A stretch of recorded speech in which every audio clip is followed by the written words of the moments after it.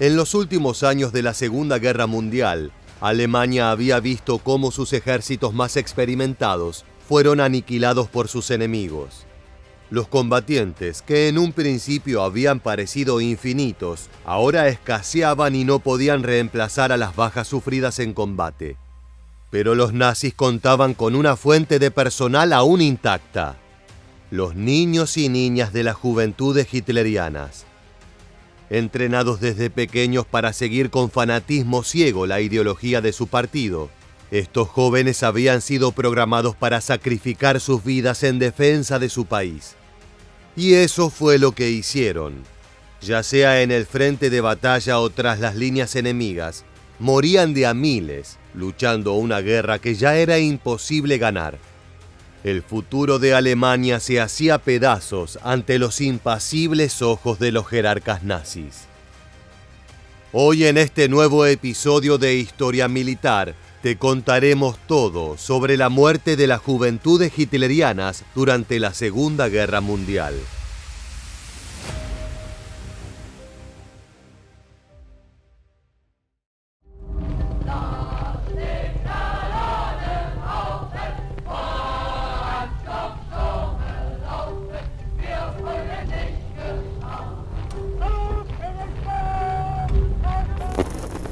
Esta organización se creó en 1922, solo 2 años después del nacimiento del Partido Nacional Socialista Alemán. En un principio no llevaba el nombre de su líder, sino que era simplemente conocida como la Liga Juvenil. Desde su concebimiento, su principal objetivo fue reclutar y formar nuevos miembros para la sección de asalto, o SA, como se conocía al principal brazo armado nazi en ese momento. Solo a los varones arios de 14 a 18 años les era permitido el ingreso, pero al ver el éxito de la organización, se crearon 2 subsidiarios para su llegada a un porcentaje más alto de la población: los jóvenes alemanes de las juventudes hitlerianas para niños de 10 a 14 años y la Liga de Muchachas Alemanas para el sector femenino. Un año después de su formación, la Liga contaba con un poco más de 1.200 miembros. Pero el rápido ascenso a la fama de Adolf Hitler hizo que estos números aumentaran exponencialmente a lo largo de la década de 1920. Para 1932, meses antes de que el nazismo subiera al poder, alrededor de 108.000 jóvenes ya formaban parte de sus filas. Un año después, ya eran 2.300.000. Este increíble número se consiguió en parte porque otras organizaciones juveniles más pequeñas eran absorbidas por las juventudes hitlerianas, frecuentemente a la fuerza. Así fue como pasaron a ser la única institución para jóvenes en toda Alemania. Para ese entonces ya eran parte oficial de la sección de asalto. Escuchemos a un ex integrante hablando de sus razones para sumarse a este grupo.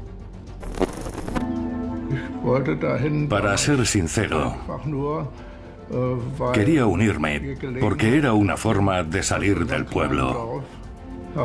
No teníamos electricidad ni agua corriente en casa. Los niños teníamos que ayudar en la cosecha y en otros trabajos del campo. Así que salir de excursión con las juventudes hitlerianas era algo nuevo, una forma de huir de la rutina. Además, era divertido. En general, fue una experiencia fantástica. Pero incluso para estos tiempos, aún varios años antes de cualquier conflicto armado entre naciones, comenzaban a ocurrir sucesos que anticipaban el destino de muchos de estos jóvenes. Uno de ellos ocurrió el 24 de enero de 1932. Los miembros de las juventudes hitlerianas, en vísperas de las elecciones que dejarían al Führer en el poder, se habían vuelto más agresivos en sus campañas.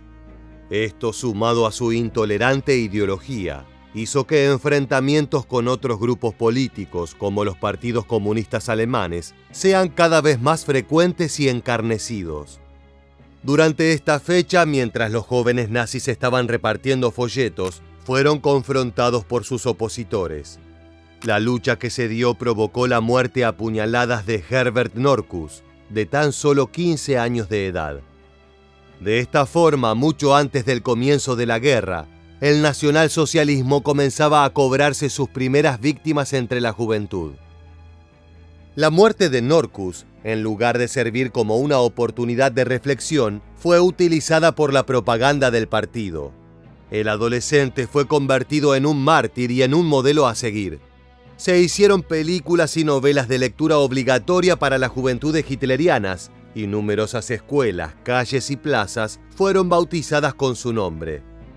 Y por supuesto se usó para alimentar el fuego del odio hacia los salvajes comunistas y otras minorías que amenazaban con la supervivencia aria. Por supuesto que no todos los niños y niñas germanos estaban de acuerdo con la ideología nazi, pero aún así muchos terminaban uniéndose a sus filas. Los no afiliados eran acosados constantemente por los miembros del grupo en todos los sectores de la sociedad. Eran burlados por sus compañeros de clase y torturados por sus profesores. Incluso podían quedarse sin diploma al finalizar sus estudios, lo que los dejaba sin universidad.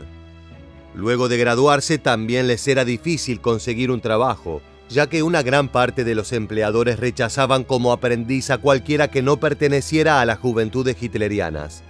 A su vez, podían también sufrir la persecución política. Los padres que no enrolaban a sus hijos a la asociación eran investigados por las autoridades. La presión que realizaba el partido nazi para que los jóvenes se sumen a este grupo se debía a que consideraban a sus miembros como el futuro de Alemania. Por esto era que buscaban moldear sus mentes según su retorcida ideología desde pequeños. Eran forzados a adoptar el racismo y la superioridad aria como modelo a seguir y a considerar al judío, al eslavo y al asiático, entre otros, como subhumanos. También eran inculcados el rechazo a la religión y a la autoridad de la Iglesia. Incluso se llegaban a desmantelar reuniones de estos grupos, a espiar en clases de estudios bíblicos y a interferir con las asistencias a las misas. Mi lucha, el libro escrito por Hitler, era leído semanalmente junto con otros textos del partido.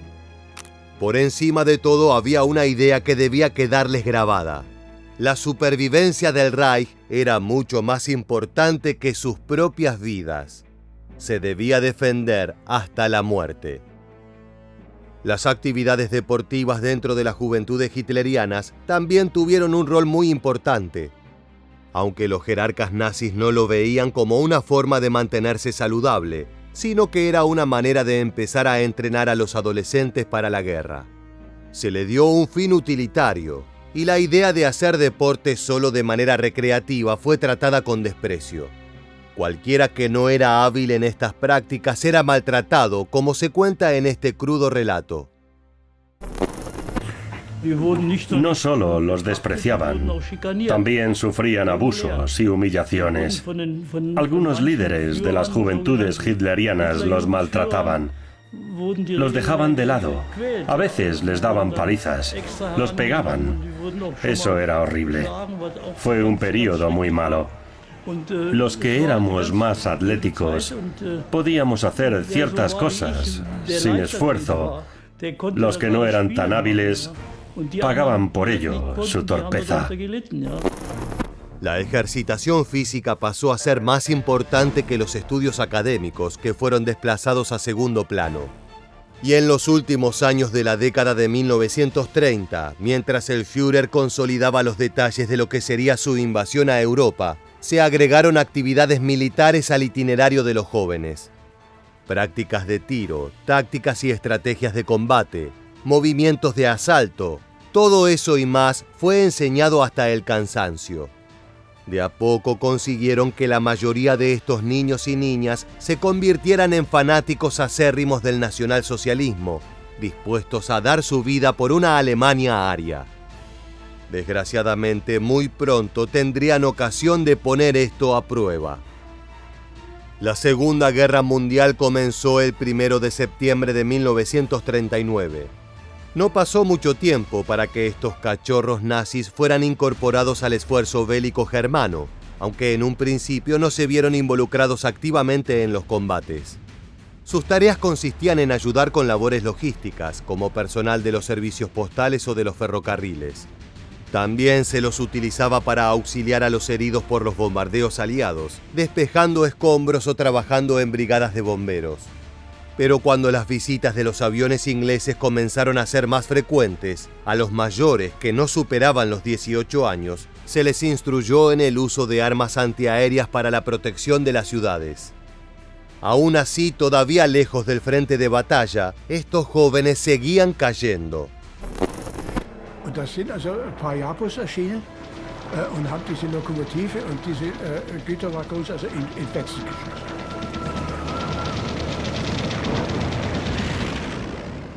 Dieser Freund von mir sagt, ja, sagt, da haben wir wieder Schwein gehabt, aber ich habe einen Stein in den Rücken gekriegt. Und da schaut er mich so an.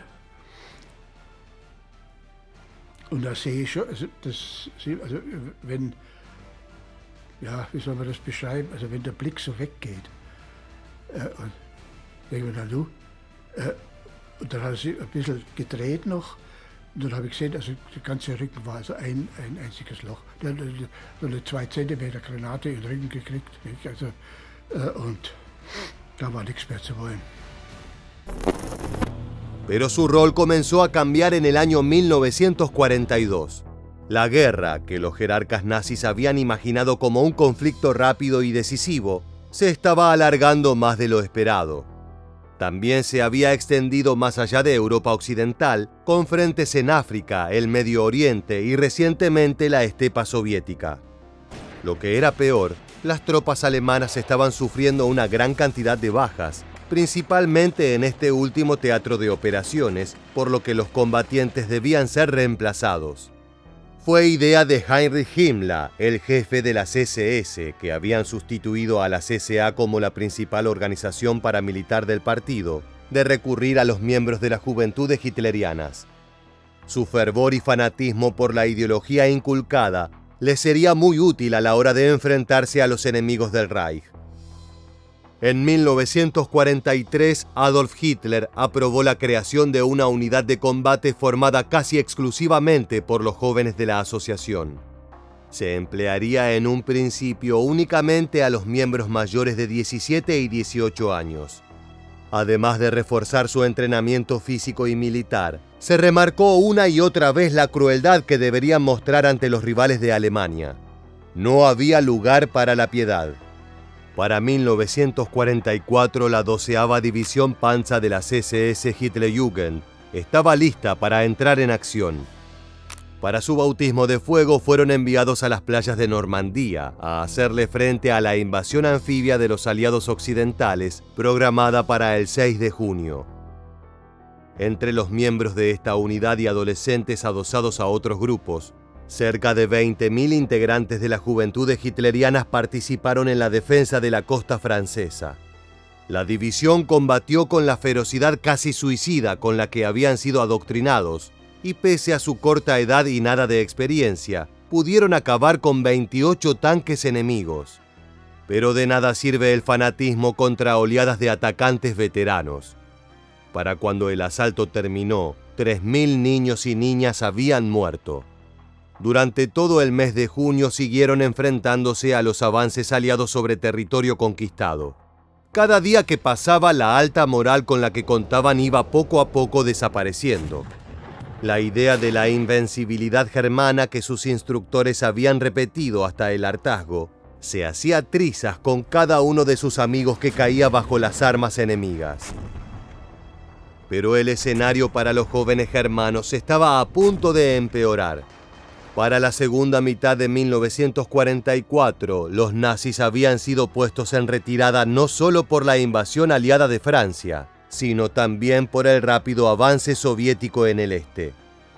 Los combatientes muertos ya no podían ser reemplazados por la población masculina en edad militar, por lo que los líderes alemanes decidieron recurrir a niños cada vez menores para empuñar las armas. Ahora soldados de 14 años, muchas veces con uniformes y botas demasiado grandes para ellos, debían enfrentarse a las experimentadas tropas del Ejército Rojo. Aquellos de 10 o 12 años se empleaban para tareas de soporte, como mensajeros o cargadores de munición. Si bien la propaganda del partido remarcaba la valentía de estos jóvenes voluntarios, la realidad era otra. Das wurde befohlen. Das war wie beim Militär. Da hatten wir auch gar keine, da konnten wir auch nicht sagen, ich gehe da nicht hin.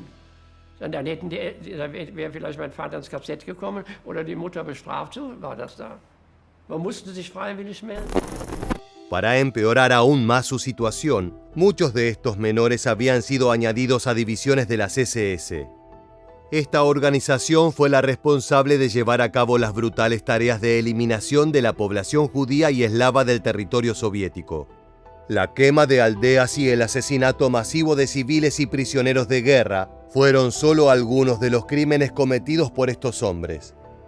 Los rusos les tenían un especial odio a los miembros de las SS, y muchos de los que caían en sus manos eran ejecutados sin juicio como venganza. Esto incluía a los integrantes de las juventudes hitlerianas. Hubo casos en que sus vidas fueron perdonadas debido a su edad, pero en otros se unieron a sus camaradas mayores en la muerte o en los campos de prisioneros. Debido a las terribles condiciones de estos últimos, donde eran obligados a trabajar sin descanso, muchos terminarían también por perecer. Mientras el año avanzaba y daba lugar a 1945, Alemania se encontraba en una situación cada vez más desesperada. Sus mejores ejércitos, con las tropas más experimentadas y aguerridas, habían sido devastados por sus enemigos. Se veían obligados a recurrir más frecuentemente a los menores y ancianos. Cuando la guerra llegó al territorio germano, ya no existían civiles para los nazis. Todos debían combatir y dar su vida por el Reich. Esto incluía a niñas y niños cada vez más jóvenes. Algunos soldados atestiguaron enfrentarse y en ocasiones matar a contrincantes de hasta 8 años. Otros no eran incorporados al ejército, sino que formaban parte de milicias compuestas por aquellos no calificados para ser enrolados en las Fuerzas Armadas regulares. Llevaban el nombre de Volkssturm, que significa tormenta del pueblo.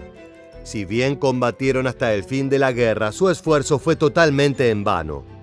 Mal equipados y apenas entrenados, se los enviaba frecuentemente a enfrentarse contra los poderosos tanques de los aliados. A veces ni siquiera tenían la fuerza necesaria para manejar el lanzagranadas que se les daba. Sus superiores conscientemente los enviaban a misiones suicidas, sirviendo únicamente como carne de cañón para retrasar por un corto tiempo el avance enemigo. Los que no luchaban en los frentes de batalla lo hacían tras líneas enemigas como partisanos. Este fue otro de los desesperados operativos que llevó adelante a Alemania para intentar revertir el inevitable resultado de la guerra. Los Beowulf, como se los conocía a estos hombres y mujeres, eran encomendados principalmente a acciones de sabotaje y de espionaje. Nuevamente se recurrió en gran medida a los niños y adolescentes. Pero otra vez la pésima organización de los líderes germanos resultó en que el efecto de estas misiones terminase siendo insignificante. Muchos de los miembros de estos grupos guerrilleros fueron capturados, mayormente por los aliados occidentales. Los que no eran abatidos en combate fueron en ocasiones fusilados por espías. El caso más conocido es el de Heinz Petri y Josef Schöner, jóvenes de 16 y 17 años respectivamente, quienes fueron descubiertos espiando a soldados estadounidenses. Su corta edad no fue excusa para los norteamericanos, quienes tras un breve juicio condenaron a muerte a ambos.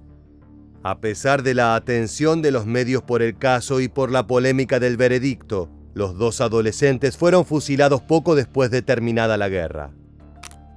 Podemos ver cómo los intentos de los nazis de recurrir a los hijos e hijas de Alemania, al futuro del Reich, solo llevaba a sus muertes. Para nada cambió el resultado final del conflicto. Para abril de 1945, los soviéticos se encontraban tocando las puertas de Berlín. Hitler había ordenado que se debía combatir hasta la última gota de sangre. La rendición no estaba dentro de las opciones. Esto no solo se aplicaba a los soldados, sino también a los ciudadanos.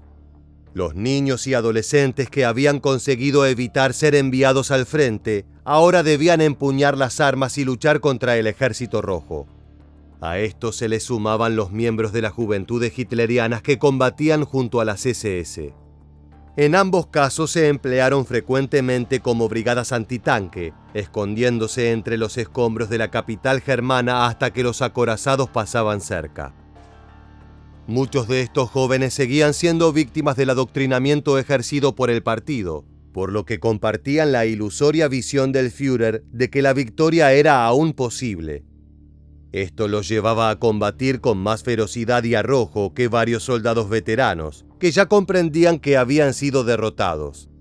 Por más que se encontraran rodeados por el enemigo, luchaban hasta la muerte. Los rusos se horrorizaban cuando, luego de encarnizados enfrentamientos, veían que los cadáveres en la posición que tanto les había costado tomar frecuentemente no superaban los 16 años. Da waren Jungen, die waren so fanatisch, die waren fanatischer als die Alten. Die wären für den Hitler gestorben, die wären durch Fenster gesprungen. Also bei denen musste man vorsichtig sein, vorsichtiger als bei Erwachsenen. Die waren in einem Wahn, die waren dem Ganzen, also sagen wir mal Hitler, hörig. Die waren hörig, schlicht und einfach. Und die hätten alles getan. En los últimos días de abril, el general Helmut Weidling, encargado de la defensa de Berlín, ordenó la disolución de las unidades de combate de las juventudes hitlerianas. Quería evitar el derramamiento de sangre innecesario, pero en el caos que caracterizaba a la ciudad en esos tiempos, el mandato nunca se implementó. Hasta la rendición incondicional de las fuerzas alemanas el 8 de mayo de 1945, los niños siguieron muriendo. Según algunas fuentes, de los integrantes de la organización juvenil que participaron de la batalla de Berlín, solo 2 sobrevivieron. Finalizada la guerra en Europa, la asociación fue desbandada y sus símbolos prohibidos. Si bien se tenían pruebas de que varios de sus miembros habían participado y cometido crímenes de guerra, gracias a su edad no fueron juzgados. Algunos de sus líderes fueron condenados a prisión, pero sus penas fueron leves comparadas a las de otros jerarcas del Reich. Como parte del proceso de desnazificación, fue obligatorio que estos jóvenes se informaran de las atrocidades realizadas durante los 6 años de conflicto. Muchos de ellos nunca pudieron superar el adoctrinamiento y formaron parte de las asociaciones clandestinas que buscaban revivir las ideas de Hitler.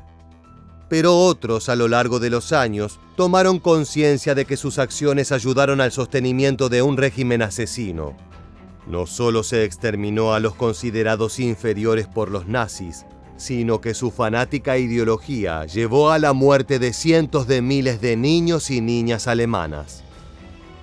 Llegamos al final del video y queremos preguntarte, ¿crees que estos jóvenes eran culpables por sus acciones? No te vayas sin dejar tu respuesta en la caja de comentarios y suscríbete a nuestro canal para conocer muchos más sucesos militares que dejaron su huella en la historia.